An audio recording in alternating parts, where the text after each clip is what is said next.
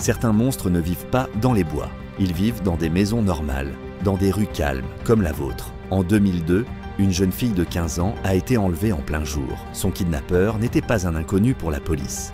C'était un tueur en série. Mais grâce à son courage, elle a non seulement survécu, elle a aussi mis fin à l'un des pires prédateurs d'Amérique.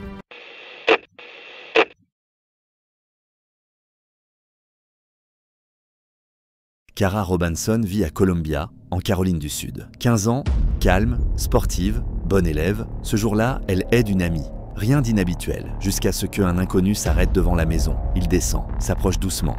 Il a l'air ordinaire, poli. Il dit qu'il distribue des tracts de santé. Mais Cara ne reverra pas sa liberté avant 18 h. Dans un geste rapide, il sort une arme. Il pousse Cara dans une caisse en plastique à l'arrière de sa voiture. Elle entend le coffre se refermer. Elle s'est coincée. Il fait noir. Elle ne peut plus respirer. Il ne lui a fallu que 10 secondes. 10 secondes pour disparaître. L'homme la ramène chez lui. Une maison ordinaire, dans une banlieue tranquille. Il lui dit qu'il ne la gardera que quelques heures, qu'elle pourra repartir. Mais Cara ne le croit pas. Et elle a raison. Il l'attache sous son lit, l'agresse plusieurs fois. Entre deux assauts, il lui parle. Doucement, presque gentiment, comme s'il ne faisait rien de mal. Cara reste calme. Elle ne pleure pas. Elle pense à sa mère, à sa survie. Et elle observe. Elle voit les marques sur les flacons. Elle lit les tickets de caisse. Elle enregistre l'adresse notée sur une enveloppe.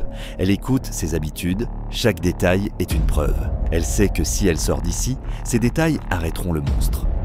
Un soir, le kidnappeur s'endort. Il ronfle. Cara teste ses liens. Il cède. Elle se lève, traverse le couloir. Elle ouvre la porte. Elle court. Pieds nus, elle frappe à une porte voisine. On lui ouvre. Elle ne hurle pas. Elle dit seulement « J'ai été kidnappée. Il faut appeler la police ». Grâce à son témoignage, la police remonte jusqu'à Richard Mark Evonitz. Marié, ex-marine, aucune condamnation, mais un passé trouble. En 1996, à 300 km de là, une ado disparaît, Sofia Silva. Puis, un an plus tard, les sœurs Lisk, disparues en plein jour, comme Cara. Toutes retrouvées mortes. Aucune preuve, aucune piste, jusqu'à maintenant. Mais il a déjà fui, direction la Floride. Traqué par le FBI, encerclé, il ne cherche pas à fuir. Il se tire une balle dans la tête. Et avec lui, s'éteint la vérité sur ses autres crimes.